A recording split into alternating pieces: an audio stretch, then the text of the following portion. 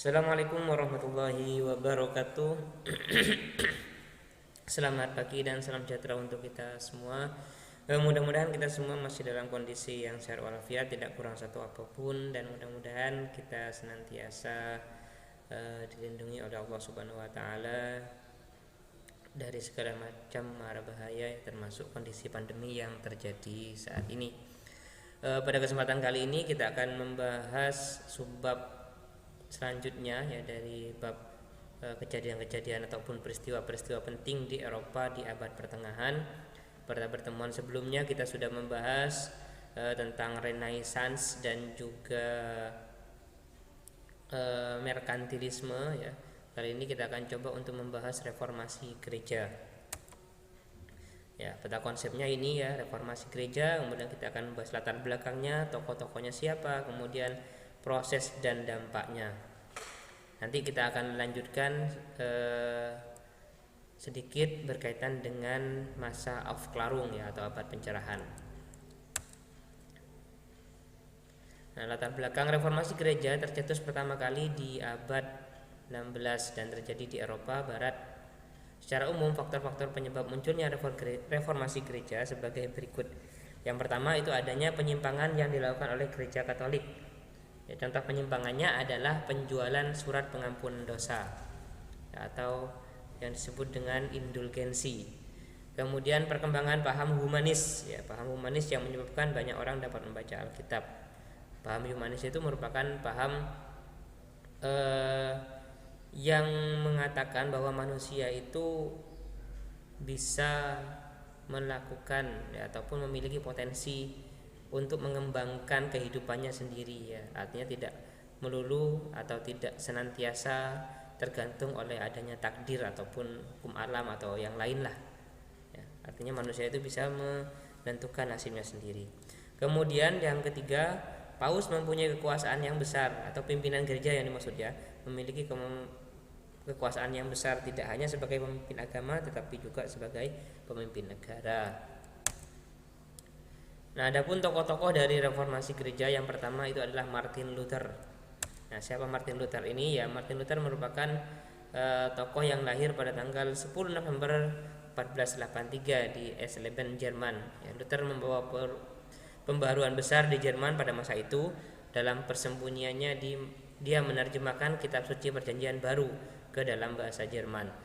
Selama 1500 tahunan, ya, yang berhak membaca kitab suci hanya segelintir orang, yang berhak menafsirkannya hanya petinggi gereja seperti Paus di Roma. Penerjemahan kitab suci ke dalam bahasa Jerman juga membawa pembaharuan tidak hanya dalam kehidupan beragama tetapi juga dalam bidang non-agamis seperti seni dan budaya. Ya, artinya pada masa sebelumnya itu kitab suci itu, ya, harus sesuai dengan bahasa yang ditulis, ya, yang di Roma, gitu, ya. Akan tetapi Luther itu diam-diam melakukan penerjemahan terhadap kitab suci, dan yang boleh menerjemahkan itu hanya pimpinan-pimpinan gereja saja. Artinya orang lain tidak boleh atau tidak bisa. Tokoh yang kedua adalah Erasmus Desiderius.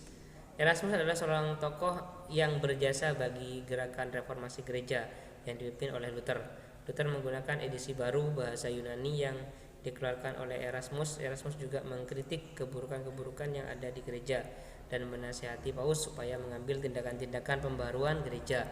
Hingga tahun 1524 Erasmus bersimpati pada reformasi Luther. Kemudian tokoh selanjutnya adalah Zwingli. Ya, Zwingli lahir di Swiss, ya, 1 Januari 1484, adalah pemimpin reformasi di Swiss dan pendiri gereja reformasi Swiss. Reformasi Zwingli didukung oleh pemerintahan dan penduduk Zurich, yang menyebabkan perubahan penting dalam kehidupan masyarakat dan urusan-urusan negara di Zurich. Gerakan ini khususnya dikenal karena tanpa mengenal kasihan menganiaya kaum Anabaptis dan para pengikut Kristus lainnya yang mengambil sikap tidak melawan. Reformasi menyebar dari Zurich ke 5 kota Swiss lainnya. Sementara yang 5 lainnya berpegang kuat pada pandangan iman gereja Katolik. Zwingli sendiri terbunuh di Campbell, ya, Albis dalam sebuah pertempuran melawan kanton-kanton Katolik. Kemudian tokoh selanjutnya adalah John Calvin, ya, atau Calvinisme pahamnya, ya. Berasal dari kerajaan Perancis, ya. Lahir di tanggal 10 Juli 1509 di Swiss. Ia adalah seorang Kristen terkemuka pada masa reformasi Protestan yang berasal dari Perancis. Seorang pemimpin reformasi gereja di Swiss, merupakan generasi kedua dalam jajaran pelopor pemimpin reformasi gereja abad 16. Peranannya sangat besar, ya, dalam gereja-gereja reformatoris. Gereja-gereja yang mengikuti ajaran tata gereja yang digariskan Calvin tersebar, dikenal dengan istilah Calvinisme. Sebagai pelopor reformasi gereja, ia menyebarkan gagasannya tentang bagaimana gereja reformasi yang benar itu ke banyak bagian Eropa. Calvinisme menjadi sistem teologi dari mayoritas gereja Kristen di Skotlandia, Belanda, dan bagian-bagian tertentu dari Jerman, dan berpengaruh di Perancis, Hungaria, khususnya di Transilvania dan Polandia. Kemudian John Knox lahir sekitar tahun 1513 di Huntington. Ia belajar di Universitas St. Andrew, lalu ditasbihkan menjadi imam Katolik tahun 1536 dan menjadi seorang notaris kepausan tahun 1540. Ia adalah seorang tokoh yang mempengaruhi gerakan reformasi di Skotlandia. Ia merupakan salah satu murid Calvin di Jenewa, sehingga pengaruh teologi Calvin sangat kental dalam dirinya. John Knox, kekristenan dan kemerdekaan nasional harus dapat ditemukan bersama, karena keduanya merupakan suatu pengumpulan yang dapat diselesaikan bersama. Kemudian ada John Wycliffe, lahir 1324, adalah seorang pengajar di Universitas Oxford, Inggris, yang dikenal sebagai filsuf, teolog, pengkhotbah, penerjemah, dan tokoh reformasi Kristen di Inggris. Ia dikenal melalui karyanya penerjemah Alkitab dari bahasa Latin ke bahasa Inggris pada tahun 1382 yang dikenal sebagai Alkitab Wycliffe. Karya inilah yang mempengaruhi terjemahan-terjemahan Alkitab. Kemudian pada tahun 1371 doktrin-doktrin Wycliffe mengenai kekayaan gereja dianggap cocok bagi pemerintahan sekuler saat itu, sebab gereja sangat kaya dan memiliki kurang lebih sepertiga dari seluruh tanah di Inggris. Namun demikian, gereja masih menuntut kebebasan pajak dari pemerintah. Doktrin-doktrin Wycliffe dipakai untuk memaksa para rohaniawan yang segan membayar, sehingga dengan begitu pemerintah dapat membiayai perang mahal melawan Perancis. Nah, dari tokoh-tokoh di atas itu bisa kita pahami, ya, bahwa reformasi gereja itu awalnya muncul di Jerman, ya, melalui Martin Luther, kemudian menyebar ke hampir seluruh penjuru Eropa, ya, di Swiss, di Perancis, ya, termasuk di Inggris, dan yang dipimpin oleh tokoh-tokoh yang lain seperti itu. Nah, kemudian bagaimana proses dari gerakan reformasi gereja itu sendiri, ya? Yang di sebelah kiri ini merupakan gambaran penjual belian indulgensi, ya, jual beli surat pengampunan dosa. Kemudian di bawahnya itu ada contoh surat indulgensi ataupun surat pengampunan dosa di masa itu. Nah, saat terjadi krisis keuangan, ya, Bonifacius mengumumkan tahun 1300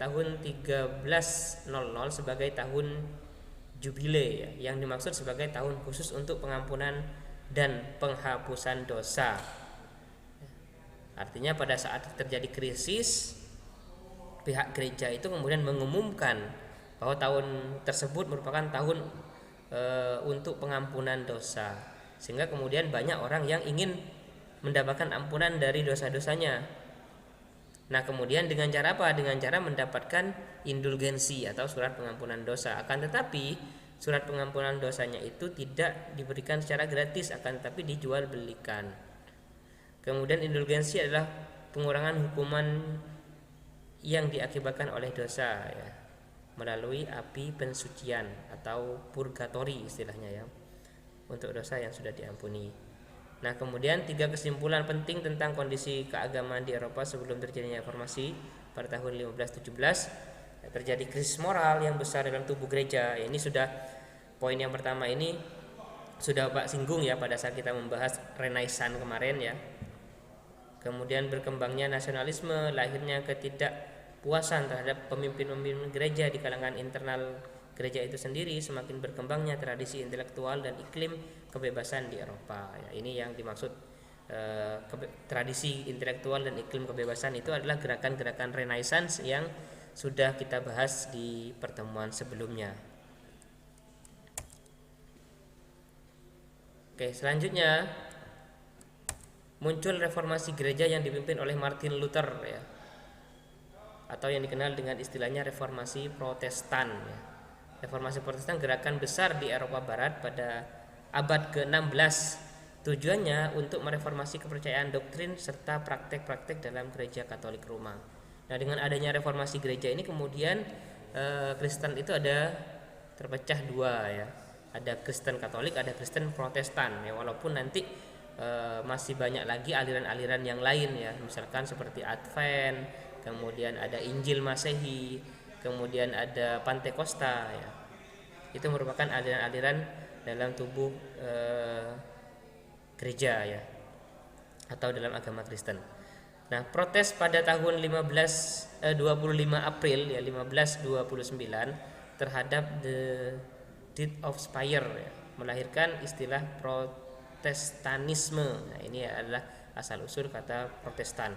Reformasi Protestan juga merambat ke wilayah Swiss ya, yang berbahasa Jerman dan Perancis, yaitu Zurich dan Jenewa. Di dua kota terakhir ini reformasi diprakarsai oleh Zwingli dan John Calvin atau Calvinisme ya. Nah, kurang lebih protes yang dilakukan oleh Martin Luther ini seperti gambar yang di samping ini ya. Dia menempelkan 95 dalil di depan pintu gereja Wittenberg di Jerman. Nah, isi dari 95 dalil ini merupakan berisi protes ya, berisi beberapa hal yang ditentang oleh Martin Luther yang dianggap keliru dalam ajaran gereja tersebut. Kemudian dampak dari reformasi gereja ya, menguatnya negara dan pemerintahan sekuler ya. Apa pemerintahan sekuler itu? Pemerintahan yang apa istilahnya itu, yang mengesampingkan agama, itu adalah pemerintahan sekuler. Kemudian lahirnya gereja Anglikan ya, Anglikanisme. Kemudian reformasi atau perang 30 tahun dan kebebasan beragama. Nah, pada masa reformasi dan perang 30 tahun ini yang dimaksud adalah pada saat terjadi protes itu kan artinya ketika ada aksi pasti ada reaksi gitu kan. Ketika muncul reformasi Protestan, pihak Katolik Roma itu kan pasti akan melakukan reaksi sehingga terjadilah peperangan ya antara kedua kubu ini. Kemudian etika Protestan, semangat kapitalisme. Kemudian reformasi gereja Katolik. Itulah dampak dari. Nah, dampak bagi Indonesia apa? Dampak bagi Indonesia ya nanti pada saat orang-orang Eropa itu berangkat ke Indonesia dalam misi apa? Gospel 3G yang melandasi penjajahan di Eropa di era kuno itu ya. Gospel menyebarkan agama.